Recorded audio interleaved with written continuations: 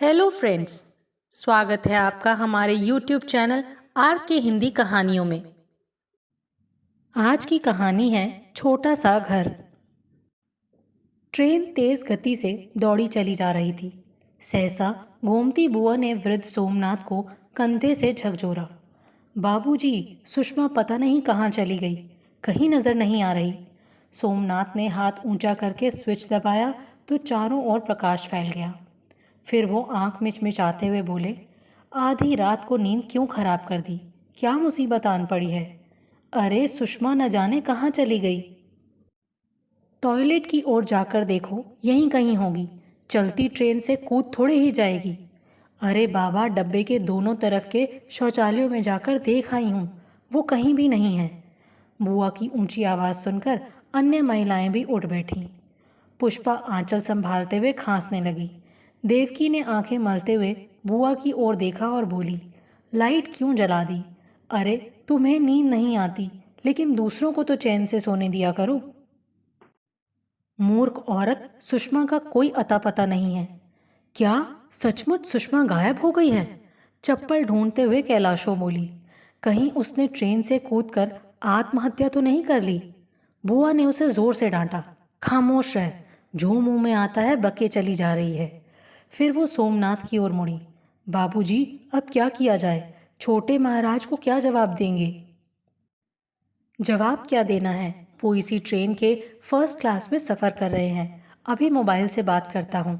सोमनाथ ने छोटे महाराज का नंबर में लाया तो उनकी आवाज़ सुनाई दी, अरे बाबा, काहे नींद में खलल डालते हो? महाराज, बहुत बुरी खबर है, सुषमा कहीं दिखाई नहीं दे रही। बुआ हर तरफ उसे देख आई हैं। रात को आखिरी बार तुमने उसे कब देखा था? जी, रात 9 बजे के लगभग ग्वालियर स्टेशन आने पर सभी ने खाना खाया और फिर अपनी अपनी बर्थ पर लेट गए। आपको मालूम ही है, नींद की गोली के लिए बिना मुझे नींद नहीं आती। सो गोली गटकते ही आंखें मूंदने लगीं। अभी बुआ ने जगाया तो आंख खुली। छोटे महाराज बरस पड़े, लापरवाही की भी हद होती है।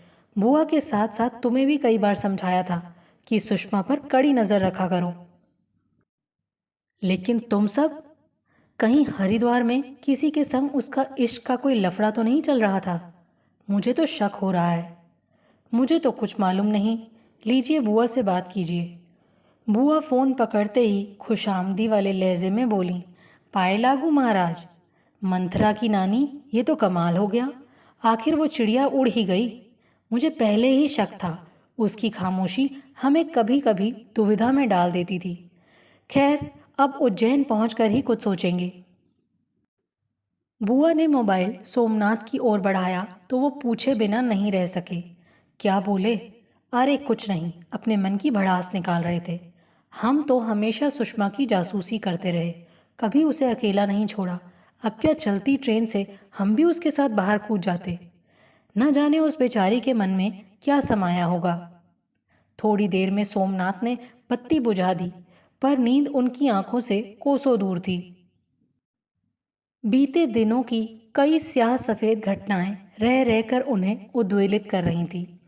लगभग 5-6 साल पहले पारिवारिक कलह से तंग आकर सोमनाथ हरिद्वार के एक आश्रम में आए थे। उसके 3-4 माह बाद ही दिल्ली के किसी अनाथाश्रम से 11-12 साल के 4 लड़के और एक लड़की को लेकर एक अधेड़ उम्र का व्यक्ति आश्रम में आया था। तब सोमनाथ के सुनने में आया था कि बदले में उस व्यक्ति को अच्छी खासी रकम दी गई थी। आश्रम की व्यवस्था के लिए जो भी कर्मचारी रखे जाते थे, वो कम वेतन और घटिया भोजन के कारण शीघ्र ही भाग खड़े होते थे। इसीलिए दिल्ली से इन 5 मासूम बच्चों को बुलाया गया था। शुरू शुरू में इस आश्रम में बच्चों का मन लग गया, पर शीघ्र ही हाड़ तोड़ मेहनत के कारण वो कमज़ोर और बीमार से होते गए। आश्रम के पुराने खुशामदी लोग जहाँ मक्खन मलाई खाते थे, वहीं इन बच्चों को रूखा सूखा बासी भोजन ही खाने को मिलता। कुछ माह बाद ही चारों लड़के तो आसपास के आश्रमों में चले गए, पर बेचारी सुषमा उनके साथ जाने की हिम्मत न संजो सकी। बड़े महाराज ने तब बुआ को सख्त हिदायत दी थी कि इस बच्ची का खास ख्याल रखा जाए। बुआ सुषमा का खास ध्यान तो रखती थी, पर वो बेहद चतुर, स्वार्थी और छोटे महाराज, जो कि बड़े महाराज के भतीजे थे और भविष्य में आश्रम की गद्दी संभालने वाले थे, उनकी खासम खास थीं। बुआ पूरे आश्रम की जासूसी करती थी, इसीलिए सभी उन्हें मंथरा कहकर पुकारते थे। 18 वर्षीय सुषमा का यौवन अब पूरे निखार पर था। हर कोई उसे ललचाई नज़रों से घूरता रहता, पर कुछ कहने की हिम्मत किसी में नहीं थी, क्योंकि सभी जानते थे कि छोटे महाराज सुषमा पर फिदा हैं और किसी भी तरह उसे अपना बनाना चाहते हैं। बुआ सुषमा को किसी न किसी बहाने से छोटे महाराज के कक्ष में भेजती रहती थी। पिछले साल दिल्ली से बड़े महाराज के किसी शिष्य का पत्र लेकर नवीन नामक नौजवान हरिद्वार घूमने आया था। प्रातः जब दोनों महाराज 3-4 शिष्यों के साथ सैर करने निकल जाते, तो सोमनाथ और सुषमा बगीचे में जाकर फूल तोड़ने लगते। 2-3 दिनों में ही नवीन ने सोमनाथ से घनिष्ठता कायम कर ली थी। वो भी अब फूल तोड़ने में उन दोनों की सहायता करने लगा। 28-30 साल का सौम्य, शिष्ट व सुदर्शन नौजवान नवीन पहले दिन से ही सुषमा के प्रति आकर्षण महसूस करने लगा था। सुषमा भी उसे चाहने लगी थी। उन दोनों को करीब लाने में सोमनाथ ही महत्वपूर्ण भूमिका निभा रहे थे। उनकी हार्दिक इच्छा थी कि वो दोनों विवाह बंधन में बंध जाएं। सोमनाथ ने सुषमा को नवीन की पारिवारिक पृष्ठभूमि के बारे में सब कुछ बता दिया था कि कानपुर में उसका अपना मकान है। उसकी शादी हुई थी, लेकिन 1.5 वर्ष बाद बेटे को जन्म देने के बाद उसकी पत्नी की मृत्यु हो गई थी। घर में माँ और छोटा भाई है। एक बड़ी बहन है, शादीशुदा है।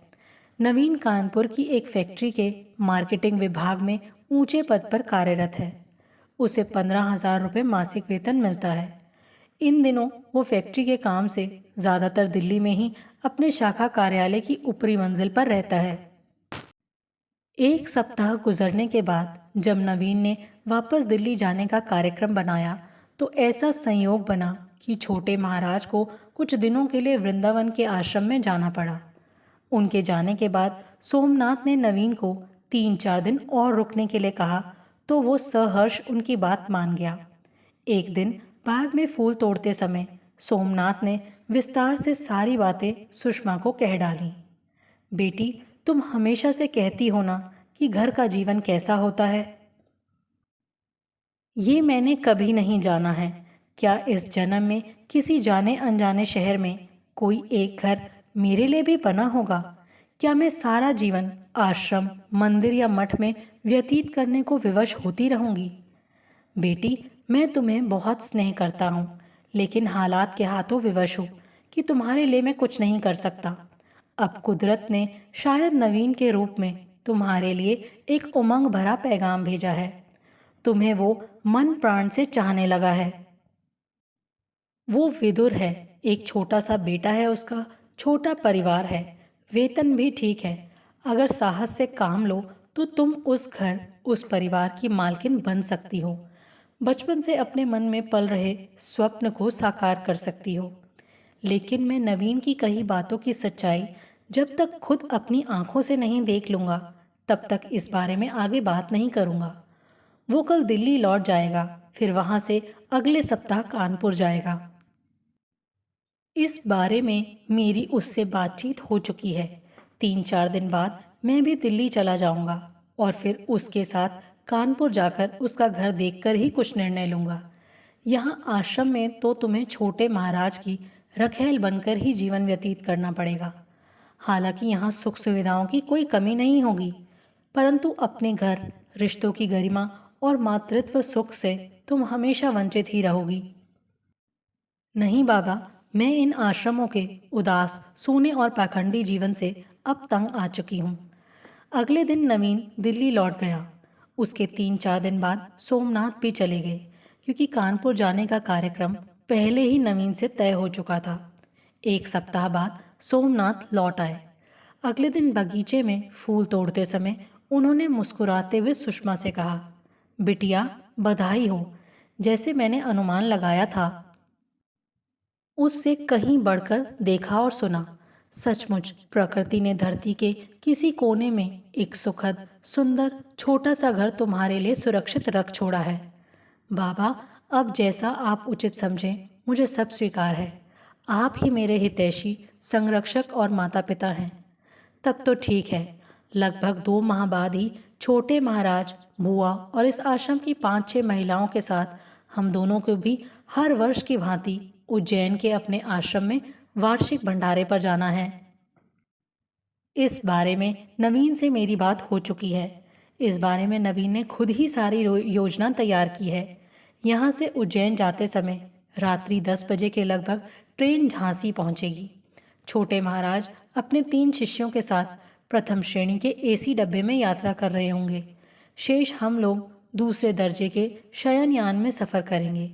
तुम्हें झांसी स्टेशन पर उतरना होगा। वहाँ नवीन अपने 3-4 मित्रों के साथ तुम्हारा इंतज़ार कर रहा होगा।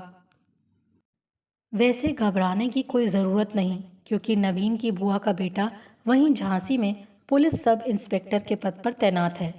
अगर कोई अड़चन आ गई तो वो सब संभाल लेगा। क्या आप मेरे साथ झांसी स्टेशन पर नहीं उतरेंगे?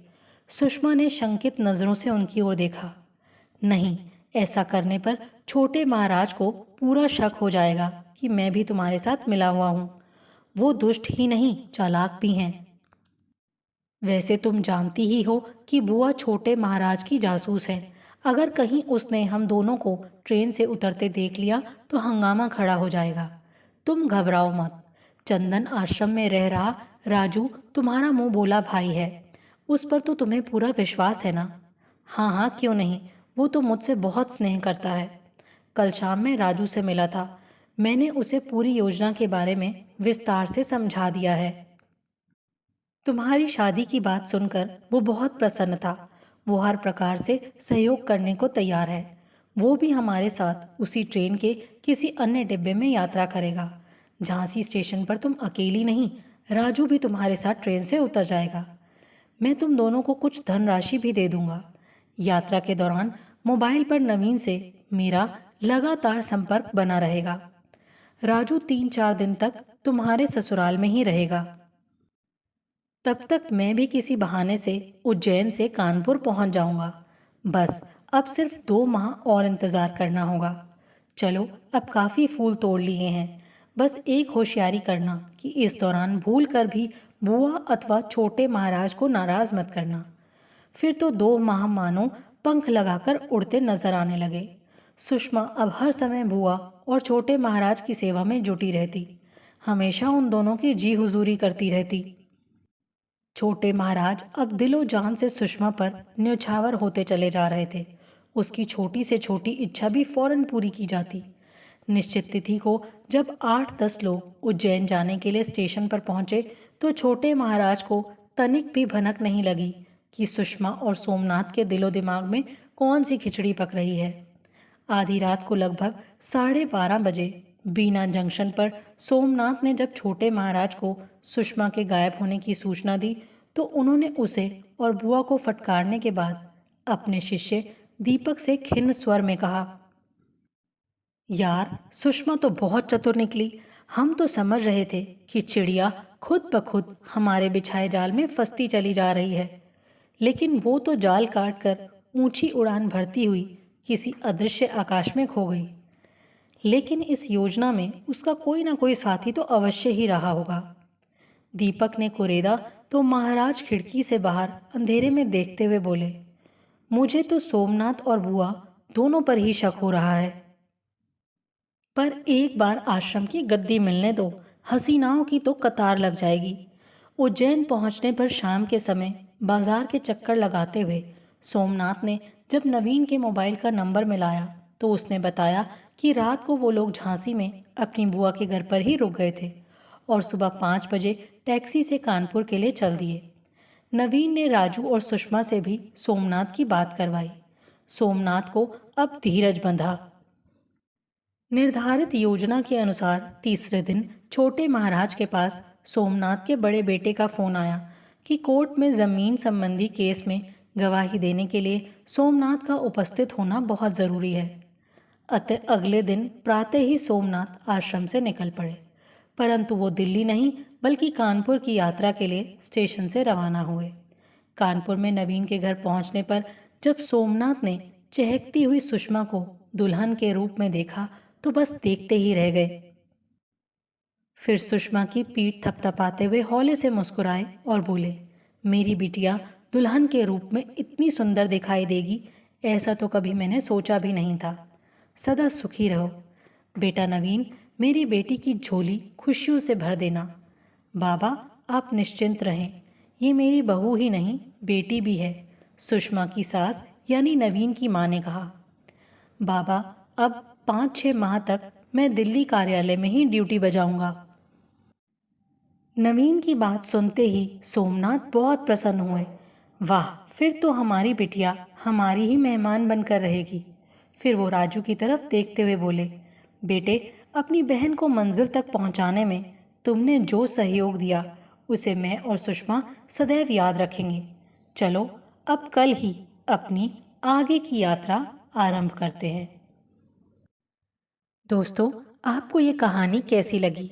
इसका अंत आपको कैसा लगा? प्लीज़ कमेंट करके ज़रूर बताएं। आपके सुझाव मेरा हौसला बढ़ाएंगे ताकि मैं एक बेहतर तरीके से आने वाली कहानियाँ प्रस्तुत कर सकूं।